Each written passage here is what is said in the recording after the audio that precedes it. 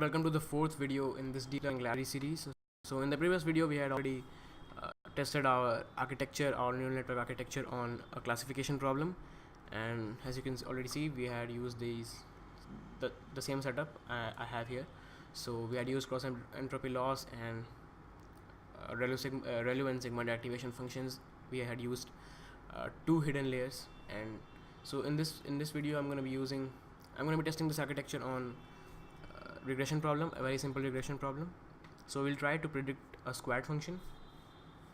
So we should quickly get started. So first we need data to train. So we'll just generate a random data set. So np.random,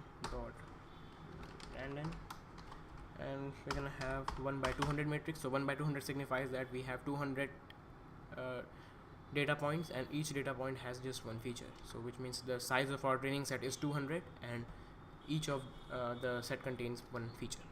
Now the function we are trying to predict is a squared function, so we'll just square x, and I'm not adding any noise, but if you're trying to test your architecture, you should also add some noise. But yeah, so let me just net, and well, the input size should be just 1 because the data is 1 by 200. So each data point has just one feature. The hidden layer should be 10, I'm guessing. It should work, and then the output should again be 1.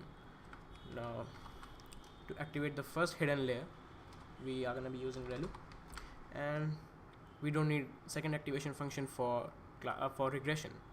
We only need second activation function such as sigmoid or softmax for classification problems, but not for regression problems. So the way I designed this network, it will just automatically know that this is a regression problem once you just leave this second activation function empty, right? So we'll just leave it here. I'll cover that quickly if I have enough time in this video, right? Now let's set the cost function to MSE loss, which means mean squared error loss. And let me just copy this entire thing here. We're going to be calling gradient descent.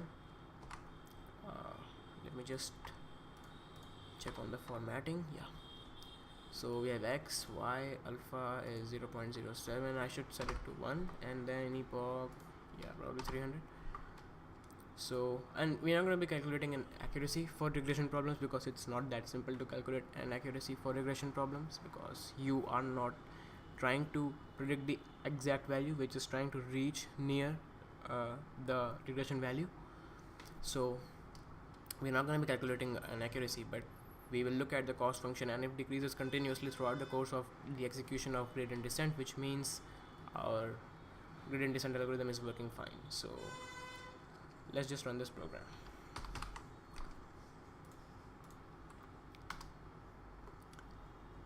I'll just wait it to execute.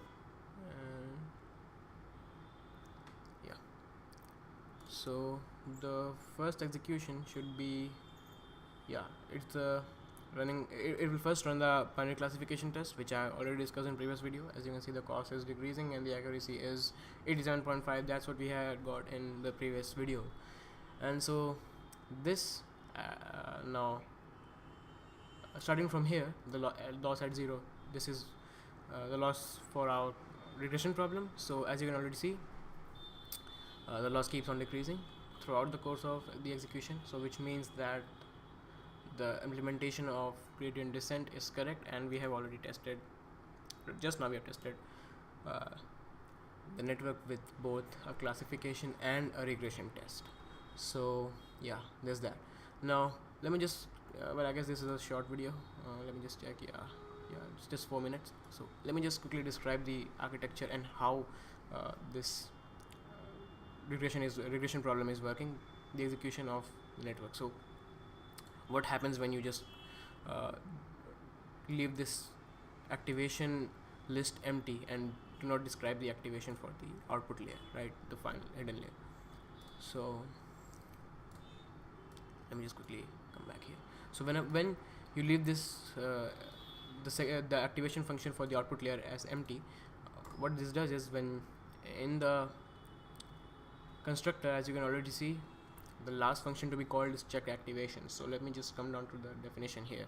What check activation does is it will just check if there are activations, the number of activations provided by the user equals to the number of layers, except leaving the input layer, right? So if activation for any particular layer is absent, it will just append activations by none. So it will just add none in place of the activation function, right? So what happens is during the forward call, the forward pass, when we call the activate function and it encounters this none, what it will do is it will just return the same thing. It will just return the input as output, so it will not do anything else.